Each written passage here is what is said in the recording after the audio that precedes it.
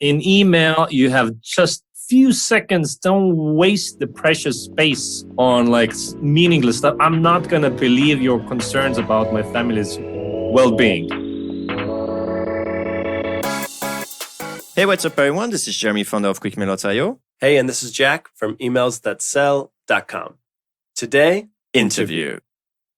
Hey, Jack, just before we start, I've been doing some thinking lately. You know, our podcast won't be legit until we have a sponsor, right? Okay, but haven't we been turning down sponsors? I know, but it's hard to recommend something you and I don't use often, and we're already promoting the crap out of our services. Fair point, but what about the course we just released? Wouldn't you recommend that to our listeners? Yeah, for sure I would. All right, so how would we start? Well, for starters, I wouldn't mention that it took us over a year and 3 trips to Japan and Switzerland to record the thing. All right, let's not do that. But at minimum, I would want to mention where they can find the course. Like, let's put it to, I don't know, course.quickmail.io. Would that work for you? It works, and then I could share what a few of those early students had to say about it. Like the one from Damien, who said it was by far the best course on cold outbound I've ever taken. Or what did Chris say? The week on sales research and targeting prospects blew my mind. Yeah, we definitely want that in there. Yeah, I like it. It's kind of too easy. You know, people always say nice things when they get results. And at some point, we're going to have to come up with some hard sell copywriting materials of our own. And you know, I'm not that great at that. So I don't know, what would you put on a page? Okay, how about this? Imagine that instead of getting ignored by prospects day after day, you could just follow a course that shows you how to book meetings with dream clients and automate the entire outbound process so you can focus on closing deals and scaling your company. Plus, there's that money-back guarantee and the 8 modules and the bonus podcast interviews. But so far, so good? Yeah, I like it, man. But you know, I like your style. So anyway, all right, it's getting a bit late. So can we podcast now and review that later? Yeah, but at least promise me that course.quickmail.io is finally live and people can finally try out the course right now.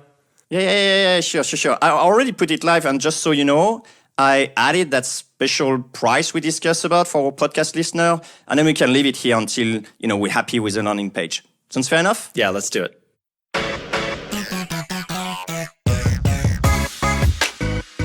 What's up, cold emailers? Today, we have a special treat for you. We're joined by Peep Laja.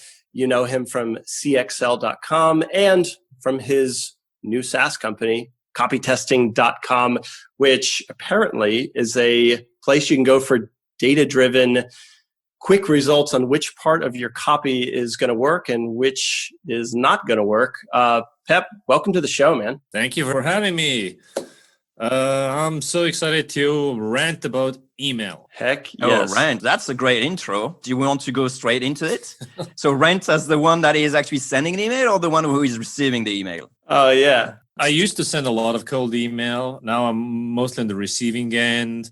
And, you know, I have some following on LinkedIn, so I get my daily share of the LinkedIn cold spam. And most of it is just ridiculous. I'm just appalled. But if this is your job, sending email, I have higher expectations, you know. Fair enough. It's funny because actually for cold email, it's probably one of the things that is very visible straight away. When you start usually a job, you do something, maybe you break a few things, and then with time you become good at your craft. But with cold email, you have to get out, right there and then, and you get smacked in the face straight away. Right.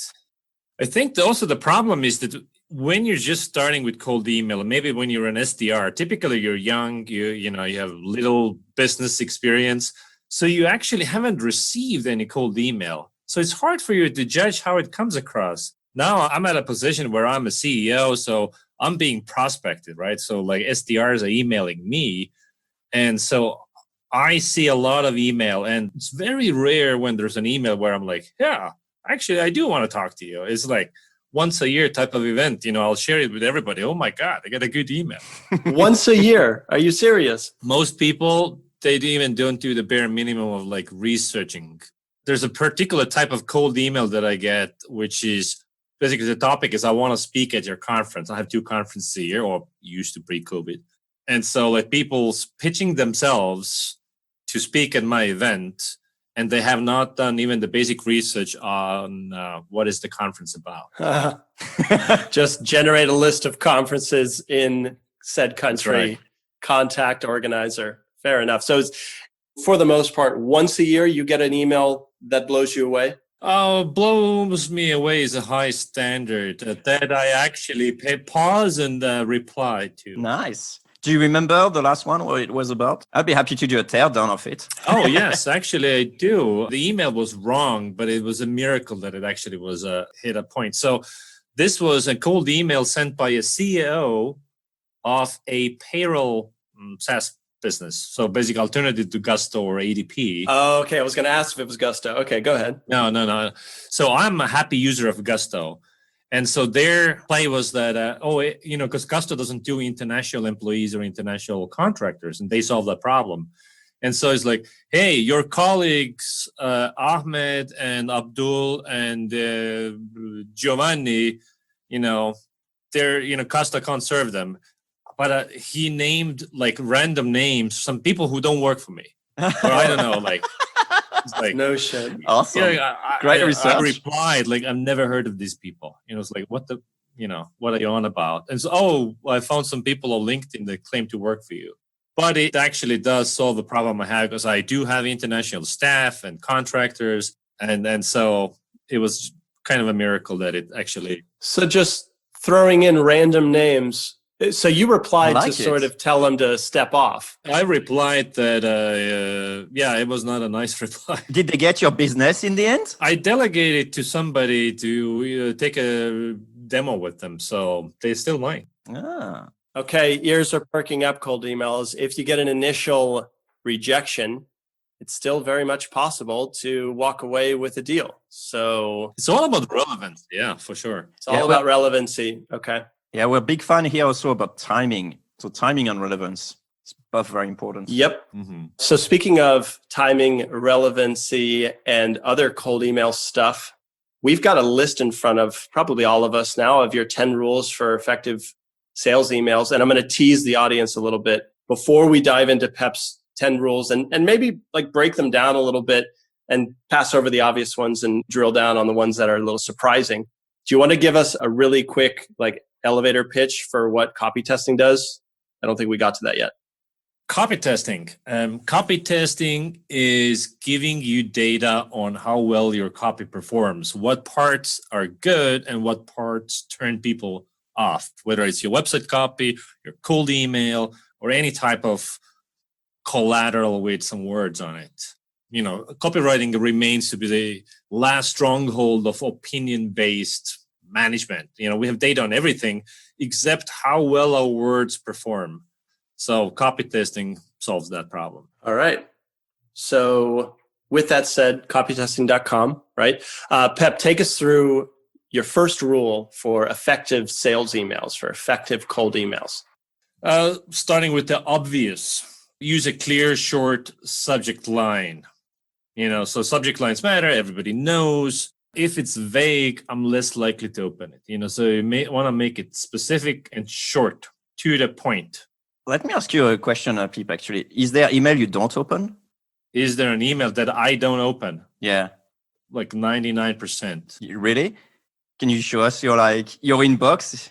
Yeah, my inbox, I can screen share right now. I have 150,000 unread emails. This is the only way to survive. So how do you actually select which one you open? Usually it's sender first. You recognize who the sender is.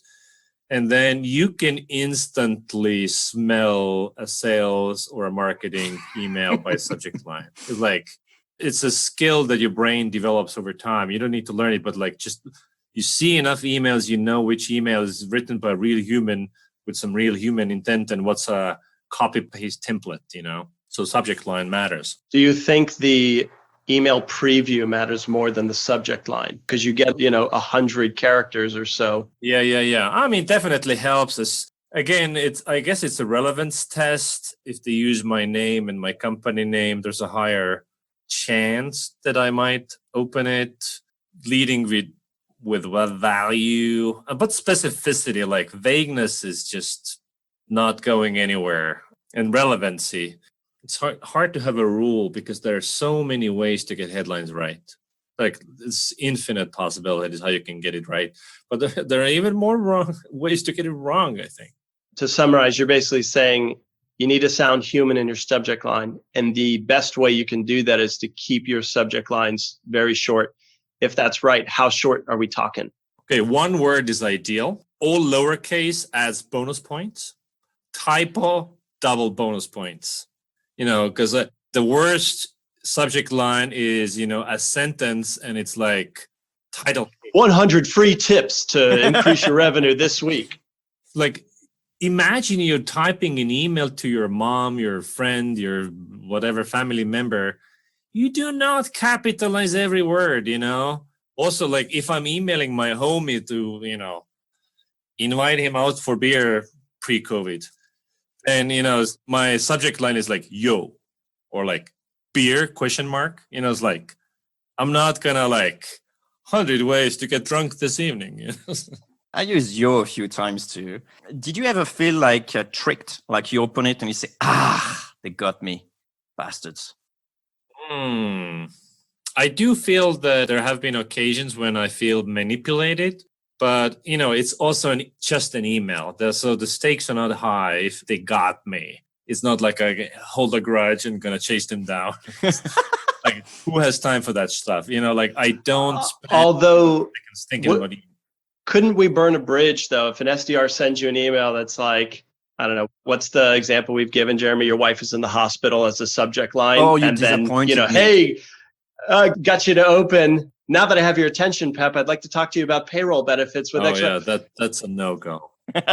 You'd never work with them. No. So I would say to your side, it's not that much of a downside of a cold email unless there's like, I don't know, virus or something attached. But from the SDR side, don't act like you can't burn things for the company you work for. Right. You will not get the business by tricking me, but I will not hate you forever, I will forget about you. So we can try in 6 months' time with a different subject. Yeah. Yo. I was going to say, this tactic, and it is a tactic to do a one-worded, incorrectly spelled subject line. It's like, this is going to work. I don't know when this is going to release, sometime in the summer of 2020. Maybe we have this conversation in 2021 and it's like, remember when people used to send those one-word subject lines, Yeah, it could be a trend. Do you remember actually Jack had one time a tremendous success by just forgetting to write a subject line? Send an email without a... I just open up my Gmail just to look at my inbox, what I see in front of me right now. Screen share. I'm joking. If my... Basically, if it's a human being, like an actual legit human sending me this email, this is one word. That's a good filter. I should try one word, actually. Give me an example. What's the one word that piqued your attention? Well, today a guy named Alvin sent me feedback. And did that work? Yeah, that's a good one. Yeah, well, also I recognize the name. Or Nireal sent me intros to you guys, So that was kind of him. Intros. Yeah. Like get to the point. Yes. We should try just podcast ? Or no. Yeah, or just podcast. Yeah, just podcast. Or podcast spelled incorrectly. Podcast with a K. Oh, that's pushing it. But, that's pushing it. All right. And I think we're pushing this tip. Let's go to your next rule. What's number 2? Number 2 is the most important rule of them all. If you just nail this, everything else is less important. And this is brevity. Short email. If you send me a, page, one long page, it's guaranteed I will never read it. Like, even if it's a thriller novel, I will never read it. I'd like to challenge that. Are you sure? I might bookmark it as, to be read sometime in the future. There's no way. If I sent you, let's say, a 2-page email and the first line was why Forbes is putting CXL on the cover of their next magazine, and it's full of next steps and how to get your, the photog team to cover your workspace and all that, I think you would read it and reply, right? And that's a gimme, but you know what I mean? Yeah, there could be a scenario where the offer is just so compelling, but like we're talking fantasy land, like no offer is that compelling. Sure. Yeah. It's like when you take your driving license. The longer you take, the more chances you have to make a big mistake that will just like take you out. And I think that's the same thing with long emails. There's as a short aside, everybody knows Gary Halbert here. He's, I don't know, I've got a couple sound bites from him that are swirling around my noggin throughout the day. And one of them is, there's no boring way to tell someone they just won the lottery, you know? And he was making a point that's like, what you say is more important than how you say it. And copywriters take that note. For sure. And then plug it into copytesting.com. Why the hell not? But in general, you're absolutely right. I mean, definitely. That's something we tested as well and verify as well in quick mail, is that shorter email works better, for sure. In fact, what's the word count? I remember it. Do you? 30 or something like that? 35. Yeah, 35 words got the highest reply rate. And Pep, you're a fan of data, I'm told. Basically, Jeremy, do you want to tell them how we gathered this data? Well, I just look at my SAAS. Every email that is sent, do aggregated results based on the users using it, the campaign, certain number of emails minimum being sent. And then we get that. But that's been a long time. I haven't done that. So I've done that last year. We're a few months in this. So, sometimes trends do change. Maybe now this year, maybe it's 12, or 17, because of the amount of emails. Sure. Of course, it matters whether it's our first email conversation or 7th. If it's 7th, it can be as long as it needs to be, if I'm already engaged in a conversation. If it's the first cold email that you send me, I will just not read it if it's long. And even if I read it, I will not reply if it's long, So make it really short. And I, without fail, when I send emails I'm not selling anything, to my friends in the industry, my subject line and the content, the body, they go together. So the subject line starts the conversation. My subject line might be, do you know anyone? And then email is, I'm looking to hire a CMO. That's it. 100% response rates. Obviously sender is most important, but that kind of brevity is ideal. One line. Obviously, if it's we're a company out of this, Austin, Texas, and we manufacture this high-tech blah, blah, blah. Already you've instantly lost me. I don't care. So Derek Sivers changed my mind about brevity. He told me that before he gets back to somebody, he appreciates a little bit of a backstory if it's interesting. He didn't change mine, by the way, only Jack's. Yeah. No, because I've been ruthless about what I eliminate from my email message. But occasionally there will be, call it a talking point, perfect example is hey, Pep, we just, finished a great interview with Nir. He joined us to talk about habit formation and getting people to engage more with our outbound messages, right? So, okay, fair enough. That's good context to the email. But when we're talking about brevity, I do think there's a balance between keep it short, go right to it, but don't keep it so short that you cut away everything that's valuable to the other end of that email. Does that make sense? Well, also in your example, you had a status tip-off. So if you're a random person, status alignment between the recipient and the sender is very important. You name drop Nir Eyal in there, hypothetically, which would get a status alignment because, we're both friends with Nir. So I'm much more likely to now listen to you. And if he spoke to you, maybe you're not so bad, and so on. That's a great point. Yeah. Even though I listen to Pitbull and I'm in Miami here, I'm still a good guy. Yeah. I'm just kidding.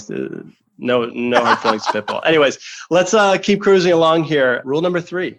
Rule number 3 is also, it's related to brevity, but basically it means no small talk, no sign off, and also no exclamation marks.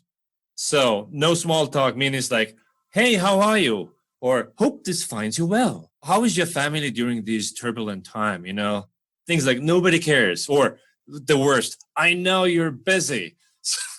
Then just fucking get to the point, or at the end, sincerely looking forward to your blah, blah, it's John, gonna make you rich, Pep.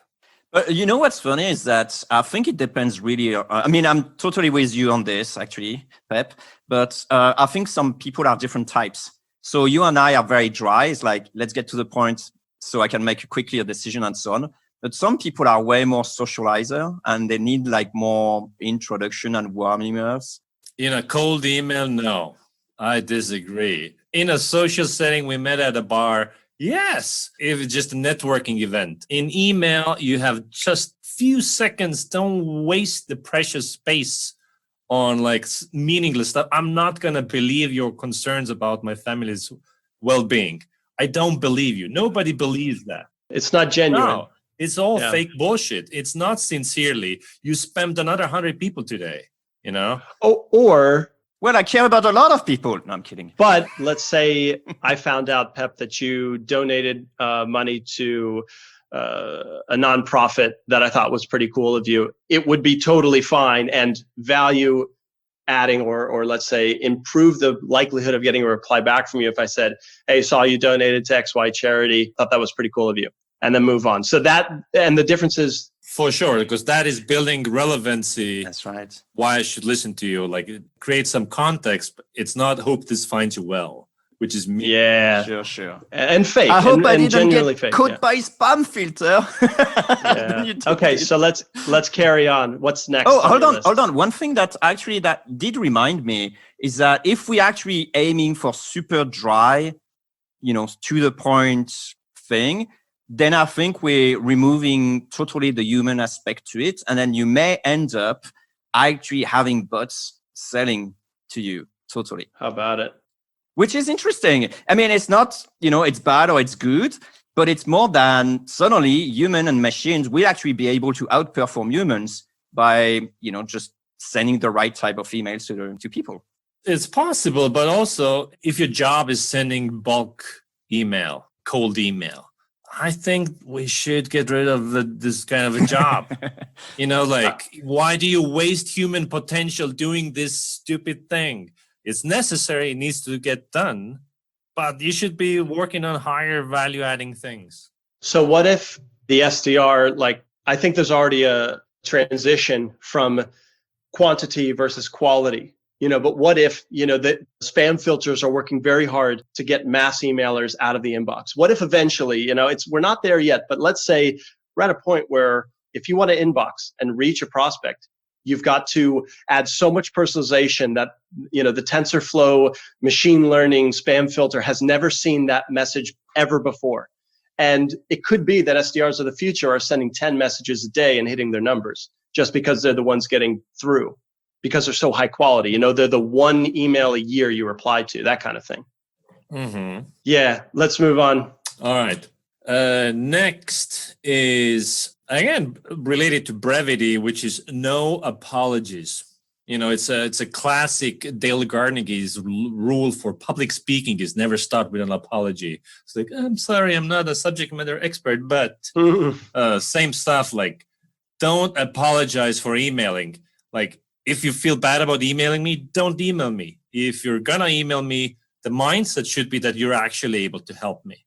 So that means that you actually did your due diligence. You actually researched the prospect. Whatever you're offering is actually relevant. Because if those things are missing, you shouldn't send the email. So if you have done your homework and you believe you can help, don't apologize. Cut all that out. Okay, that's pretty black and white. Jeremy, is there anything on your mind with that one?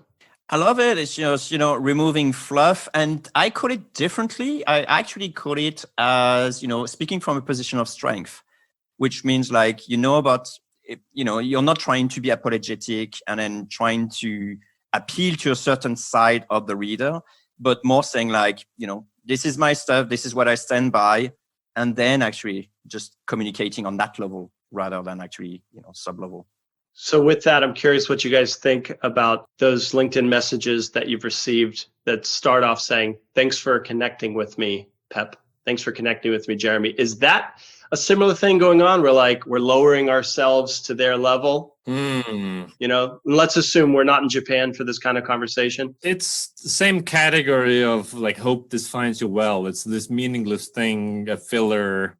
You do need to say something, as a warm-up line. But are you saying when you're sending a connection request, what to say there? No. Let's say I sent you a LinkedIn thing and you accepted. Is it lowering my status by thanking you for connecting in the same way that apologizing does in some level. No, I don't think so. It's just a needless filler. Yeah, for me as well, it's more of an annoyance. It's, Okay. You're growing on me, Peep. It's just like you're starting. I like you. You're no BS type of person. So That's right. it should be hard to get a yes, a reply from you. So I'll try to grab a fake nickname and get a reply from you at some point. Okay, sounds good. Challenge on, game's on. There. Okay, carry us through. Let's do another rule. Another rule is why now? So basically explain, why are you emailing me at this point in time? So again, the reason for emailing. An example of a legit reason is, let's say I just spent $150,000 and I bought an annual subscription to Optimizely, an A/B testing tool. I added their JavaScript tag to my website. The salespeople, they crawled me, they discovered a tag was inserted to my website. So they know I just paid for Optimizely. Now they emailed me, hey, you started to use Optimizely, and because of that, blah, blah, blah, some reason, right? So that is a legit reason. Like maybe they save me money, or maybe the offer needs to be relevant as well. But it's because I took an action, because you signed up for that, because you did this. But if it's like, oh, you're in marketing, so that's why I'm emailing you, it's just not good enough, So some reason in time. So I think any SDR, any sales team, or anybody with a real time-sensitive reason to reach out is at a unique advantage to all other people vying for their attention. But if you sell something like payroll service for international companies, okay, maybe we can look for that moment you hire your first out of the country full-time employee. But man, that's difficult. I don't know what kind of numbers that list might have. Mm-hmm. If it's not software, it's way harder for sure. Yeah. What do you think about that? It might be that you are, let's say you're doing ABM and you do social listening to whoever is in your list. And then they say something on Twitter, they post something on LinkedIn, in their newsletter or something, is happening. Yeah. Now you react to that, Obviously, if it's, we just raised Series C, all the vultures are coming, right? So yeah. That's maybe not a good time to reach out. Maybe it is. Fair enough. It's just tough competition, You need a different angle for sure. Yeah. Something that sets you apart. So basically, what I'm hearing is if you don't have a time-sensitive reason for reaching out, create one. Look to see what the company events are happening, or the prospects, let's say signals are just getting published, and then use that more or less. Exactly. And prioritize your outreach order based on, do you have a time-based relevancy, here? I love that. That one's really helpful. It's pretty close to what you were saying, Jack, about event-based, reaching out to people based on events. Sure. So yeah, beyond just, the fundraising, which I think is kind of lazy because everybody's got a Crunchbase account and it's so easy to do that. And it's a, buying trigger and all that. But I think we have a podcast on all kinds of events and signals you can use. We'll mention that in the show notes. Right. You can see job ads posted on Angel List or, wherever they might, Indeed, all these places. You can scan for signals. Yeah. And it's been done before, which is probably a sign that it's worked in the past and maybe slowly not being as effective. But with that, I think we have a couple more rules. What's the next one?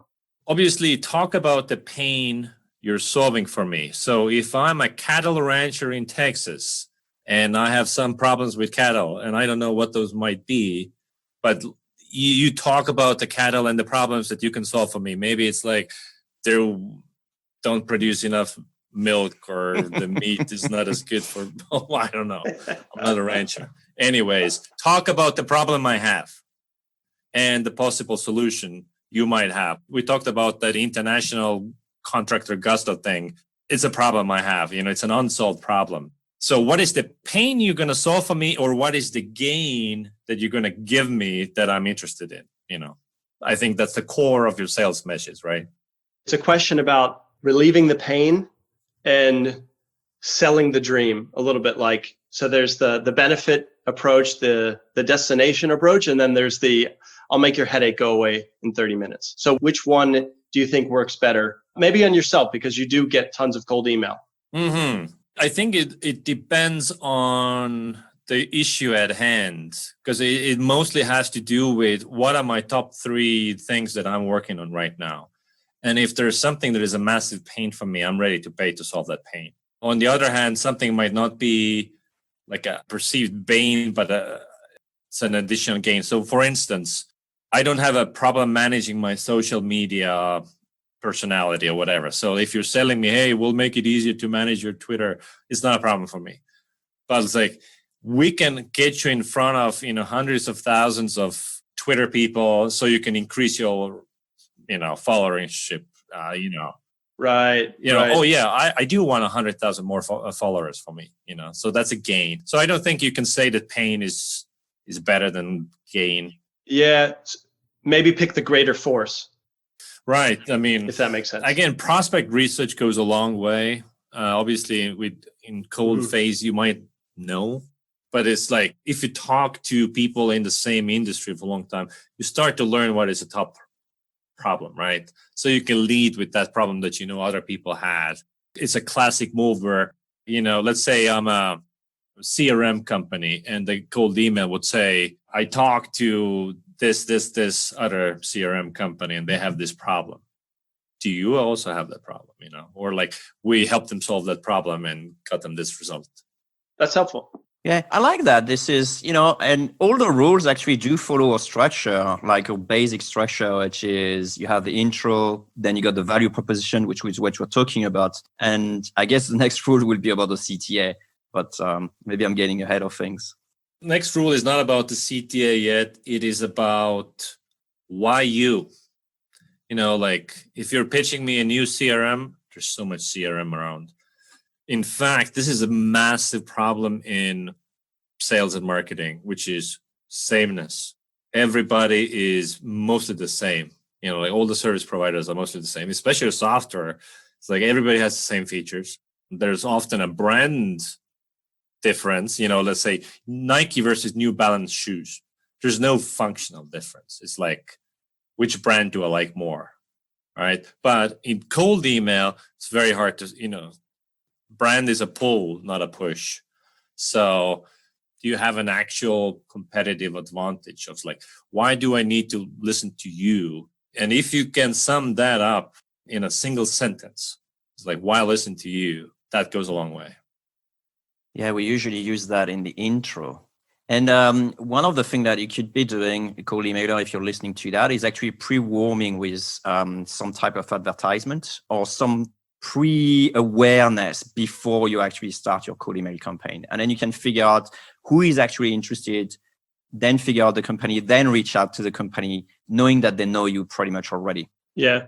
Like we spoke to a marketer who sent out like Christmas cards in the mail with a candy cane, encased in the envelope before they started their campaign. And there was no call to action in the Christmas card, right? That'd be weird. But they found that they did get better reply rates on their warm email campaign, if you will, after they had sent out a Christmas card.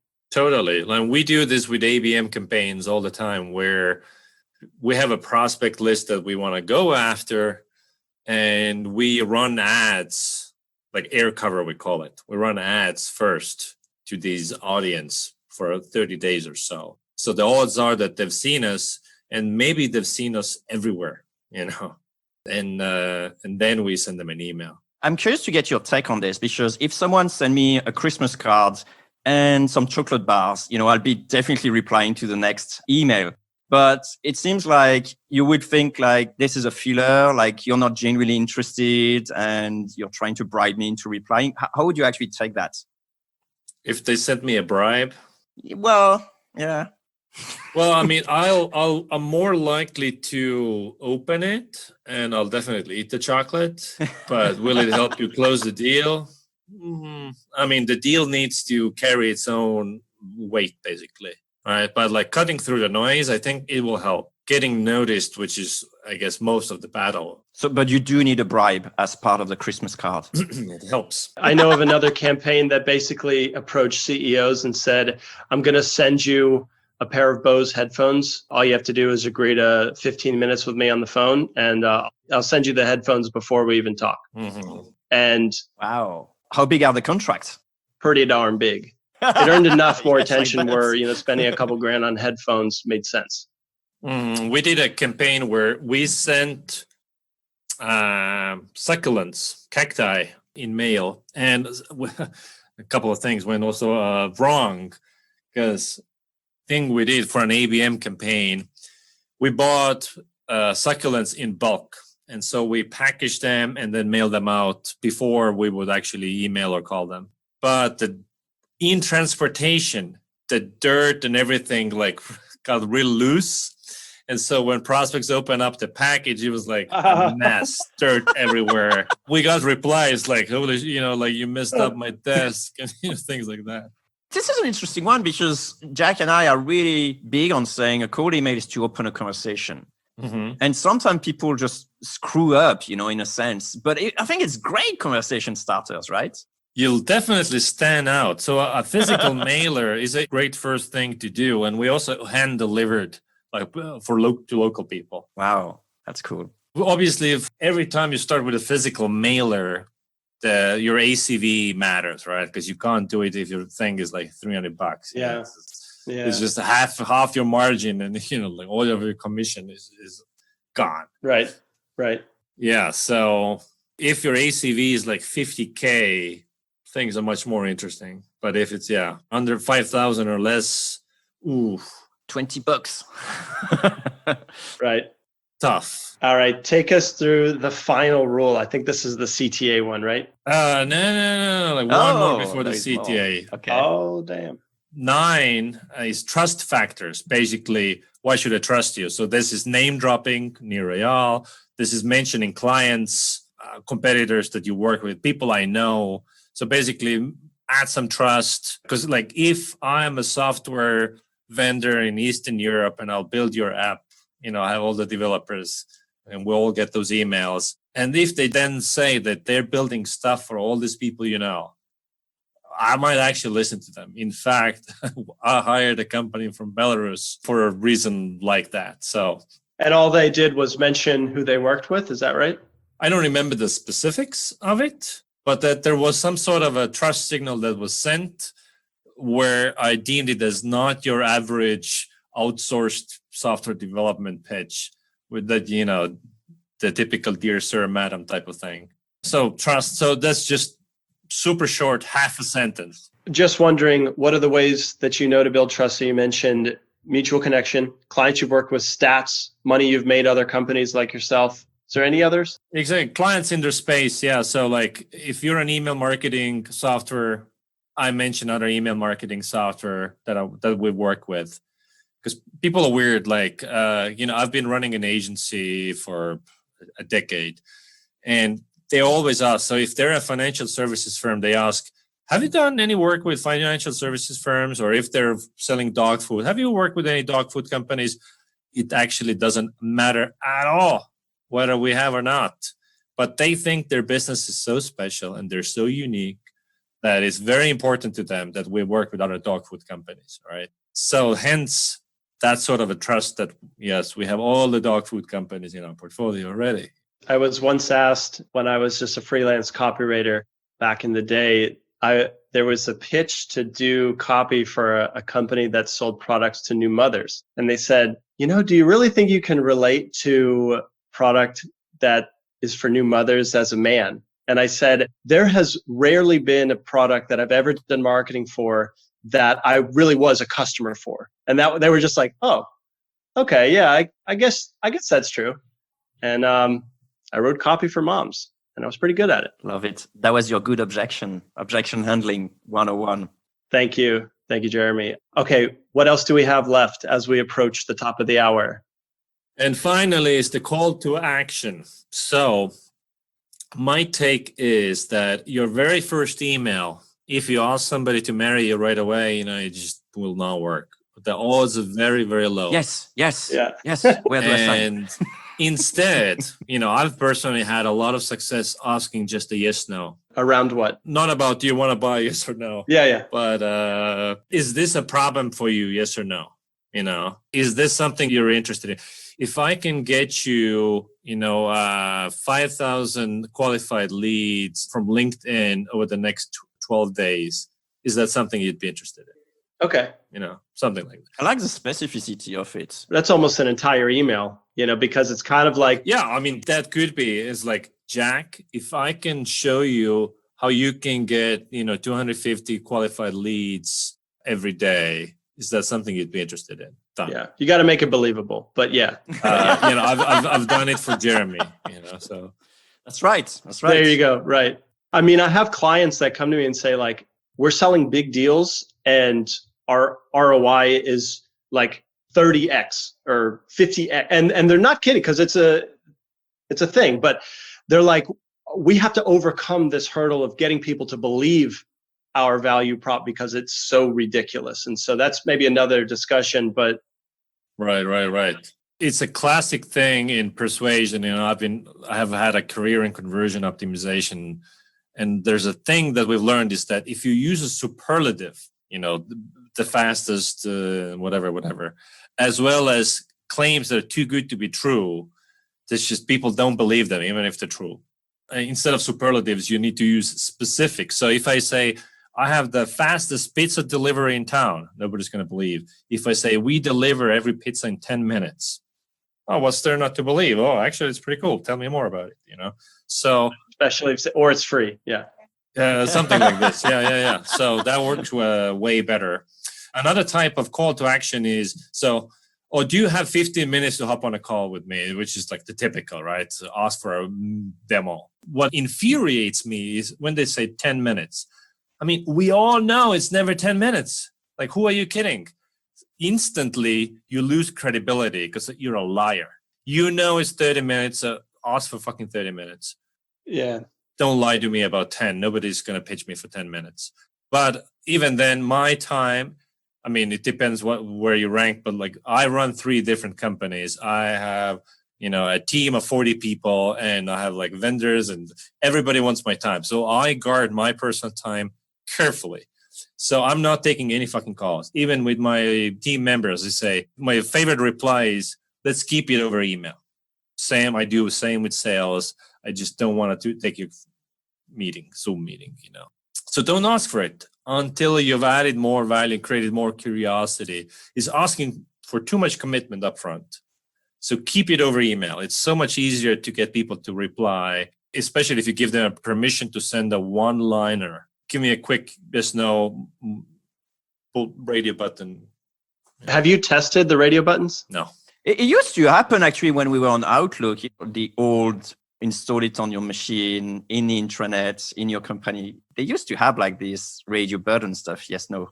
Well, when we send out for our own company NPS surveys, and instead of click here to take the NPS survey, we put the 0 to 10 or 1 to 10, the buttons inside the email, way higher response rate. It's just way easier to imagine 3 buttons. Yes, tell me more. Never contact me again, you bastard. And I don't know, maybe. That's an interesting one. I actually just sent this very day an NPS survey, and all I say is like, just reply with a number, 1 to 10. Mm-hmm. Because I personally hate that you have to click, then he opens my browser into a different page, and I hate that. Can I just like reply 9 or reply 5 or whatever? So unfortunately, I'll be able to tell you the reply rate tomorrow or maybe in 2 days. What if, hey, on a scale of 1 to 10, how interesting does this sound to you? Please reply with a number. And even if they reply a 4, they fucking replied, That's right. Yeah, that's true. I got an idea of a SaaS right there for you, Peep. Are you going to buy it? Basically, is that your inbox, every email that is more than 10 lines gets automatically rejected with an auto reply that says, sorry, I don't reply to an email that is more than 10 lines. Yeah, too long, didn't read. Yeah, it's a good one. Will you buy that? Yeah. It's like a $30 a month service. Just starting it right now. $4.99 and I'd sign up. $4.99. Oh, you're a hard bargain. Okay. Cheap. All right. So gents, let me get everything back on the tracks here. Pep, have we covered the 10 rules? We have. All right. So we are approaching time, but I'm curious if Sorry, can I just squeeze one thing? Is there an extra rule you don't actually say to people, but you have still in your back of your head, or something too advanced that, for people, or anything else you can think of? Yeah. Or something you would add, yeah. You should have asked me this in advance. I'm blanking. Where is the fun in that? Right. I think that you just have to buy my cold email secrets course. It's only $990 today. Love it. Fair enough. So we always end every interview with books. What are you reading? What should we get our hands on to be smarter marketers out there, better cold emailers? Actually, I am reading a book that is related to sales right now. It's called Flip the Script. Have you heard of it? Oh, no. It's the same author that wrote Pitch Anything. Do you know that one? Oren Clough. So Pitch Anything is like how to pitch stuff, but Flip the Script is how do you flip it around so that people think that buying from you is their idea. I'm like 80% through, very entertaining, great storytelling. And it's very related to sales. Another sales related book that I really enjoyed was The 3-Minute Rule, which basically is that how you craft your pitch should never be longer than 3 minutes or people get bored. They can ask questions obviously after. And the order of your 3 minutes, there's a science to, like, the first 20 seconds is this, and then the next 30 seconds is this. And you can translate that into copy as well. Okay. So before we go, thank you for those books, by the way. I have a question. As a copywriter, I'm interested in how the hell copytesting.com can actually tell me what's good and bad. Mm-hmm. Can you give me so how does that work? Does it give you the answer like right away? Like you don't have to. No, it will take 6 to 8 hours because it's based on real people. So you tell me who your target audience is, like who are you selling to? Who are you sending those cold emails to? We recruit people from that audience that represent your target audience, and they'll read your copy. And then it's basically they're answering qualitative research questions, like they have to rate the clarity of various content blocks, like do they actually understand? And they rate the cares, what we call a care score. How much do you care about this bit and the other bit and the next bit? So you get quant metrics on clarity and how much do they care about what you're saying. And then you get qualitative insights about, what kind of doubts they have, what turns them off, or what do they like about your arguments. And after reading everything, what's still unclear, things like that. Can we get really specific with who reads these emails? Or in my case, emails? Kind of. You will be able to get more specific in July. Copy testing just came out May 5th. So we're adding more and more targeting options and getting more and more granular. So there are some limits to who you can target right now. Okay. But the future goal is that anyone you want, we have them. I have to imagine outreach, like cold emails, is going to play a part in recruiting different segments. Like, hey, would you be willing to fill out a survey in exchange for money because you happen to be the HR director of a mid-sized company, Basically, but that will be a very inefficient way to build a panel. But basically, that's how it works. You're fired, it's like Jack, a cold email guy, Yeah, like that's my default. Weakness exposed. But it was good, but I'm biased. So it's the classic thing when all you have is a hammer, everything looks like a nail. If you ask an email marketer how to save their business, it's send more emails. If you ask an, analytics guys, let me run some reports and so on. Send more cold email. Fair enough. Okay, Pep, we've pretty much gotten to tear down and review these 10 rules. Hopefully we've added a bit to the conversation, and I can tell you that our listeners are probably better off for it. So thank you, man. Yeah, thanks, man. Appreciate it. My pleasure. All right. Great cast. Great cast.